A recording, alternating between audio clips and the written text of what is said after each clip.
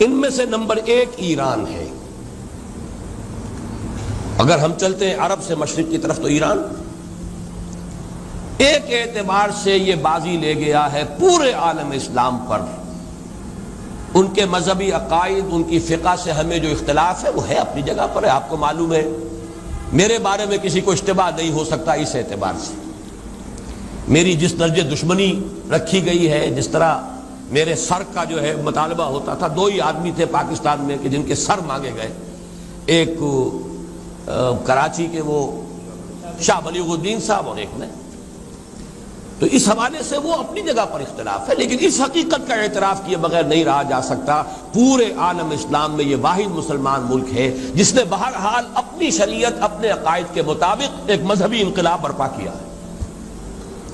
اور پورے عالم اسلام میں مذہبی سطح پر، حکومت کی سطح پر فنڈامنٹلسٹ صرف ایک ملک ہے، یا دوسرا جو ہے تھوڑا سا وہ ہے سوڈان، لیکن اس کی اہمیت اس لیے نہیں کہ وہ کسی عوامی انقلاب سے نہیں بنا، بلکہ وہ تو ایک فوجی انقلاب سے شکل بنی ہے جو بھی بنی ہے.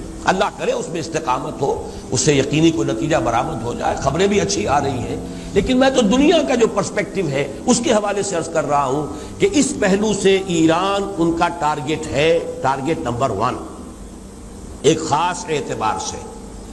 ٹارگٹ نمبر 1 ایک دوسرے اعتبار سے ہم ہیں، وہ میں بعد میں عرض کروں گا. چونکہ حکومت کی سطح پر فنڈامنٹلزم ہے اور وہ آیا ہے ایک عوامی انقلاب کے نتیجے میں، پھر ان کے پاس تیل کی دولت ہے، اس کے خلاف اکنامک سینکشنز بھی ہو جائیں تو اگر لیبیا کھڑا ہو سکتا ہے تو بہرحال وہ بھی کھڑا ہو سکتا ہے. اور نقشہ وہ دنیا کو دکھا چکا ہے کہ لڑا دے ممولے کو شہباز، یہ نقشہ بھی اس نے دکھا دیا ہے. یہ ہے ایران کا معاملہ. نمبر 2 پاکستان. پاکستان 400 برس کی تجدیدی مساعی کا امین ہے، امانت دار ہے. پورے ہندوستان میں مجدد الفسانی رحمت اللہ علیہ، شاہ ولی اللہ دہلوی رحمت اللہ علیہ، سید احمد بریلوی رحمت اللہ علیہ اور ان کا جہاد، پھر اس 20ویں صدی عیسوی میں یا 14ویں صدی ہجری میں علامہ اقبال جیسا مفکر، مولانا مودودی جیسا مصنف، مولانا الیاس جیسا مبلغ، شیخ الہند جیسا مجاہد حریت، پورے عالم اسلام میں ان کا پیرلل کوئی موجود نہیں. یہ 400 سال کی تاریخ ہے. اس کی امانت اور اس کے نتیجے میں یہاں کے مڈل کلاس میں فنڈامنٹلزم کا ایک نیوکلیس ہے، اگرچہ حکومت کی سطح پر کوئی پیش رفت نہیں ہو سکی آج تک، بلکہ اب تو پسپائی ہو رہی ہے، اب پیچھے ہٹ رہے ہیں. وہ ہمارے ان سیاسی جو بھی زعماء ہیں، جو جماعتیں ہیں، ان کی غلطی اور الیکشن ہی کو واحد میدان بنا کر اس کے اندر اپنا سارا وقت و توانائی اور قوت ضائع کر دینا، یہ ہے در حقیقت جس کا کہ یہ صدا مل رہی ہے کہ اس اعتبار سے تو پسپائی کی طرف ہے معاملہ، کسی پیش رفت کی طرف نہیں ہے.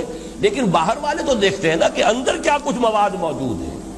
اگر مڈل کلاس میں وہ فنڈامنٹلزم کا بارود موجود ہے تو کسی بھی وقت اس کے اندر جو ہے وہ کوئی دھماکہ ہو سکتا ہے. دوسری بات جو ان کے لیے ایک اعتبار سے ٹارگٹ نمبر 1 ہمیں بنا رہی ہے وہ ہمارا ایٹمک نو ہاؤ ہے. پورے عالم اسلام میں اور کسی کے پاس نہیں. اسلامی بم اگر بنے گا تو یہی بنے گا. یہ ہے مختلف اسباب جس کے بنا پر ایران اور پاکستان کو آپ بریکٹ کر لیجئے، یہ اس نیو ورلڈ آرڈر یا آج کی میری گفتگو کے حوالے سے یہودی اور عیسائی گٹھ جوڑ کا جو ٹارگٹ نمبر 1 ہے، ایک اعتبار سے ایران ہے، ایک اعتبار سے پاکستان.